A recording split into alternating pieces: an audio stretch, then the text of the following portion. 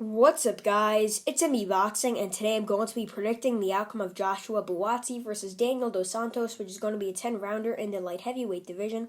And this fight is going to be Saturday, May 15th from the AO Arena in Manchester, England. And this fight is going to be broadcasted on DAZN.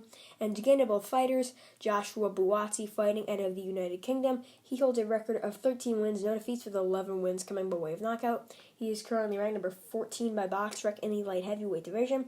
And as an amateur, he won an Olympic bronze medal, and that was in the Rio 2016 Games. And since then, as a pro, he has headlined cards against Marco Kalic, who he did beat via 7th-round knockout, and he's also won on fairly decent cards where he beat Ryan Ford via 7th-round knockout as well, and knocking out Marco Antonio Paraban, who is a veteran of nearly 30 fights.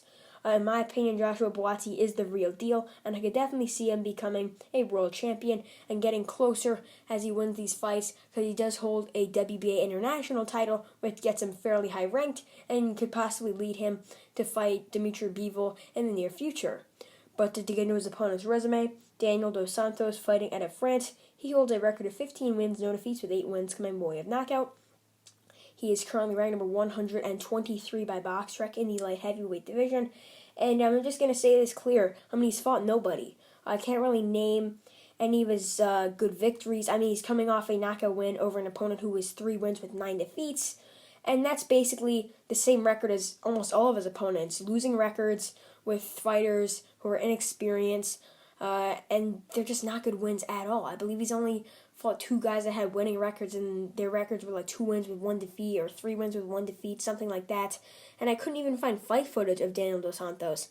And I'm just going into this fight predicting it based off of how their resumes look, because I've never even watched Daniel Dos Santos, and I can't even because there's no footage of him.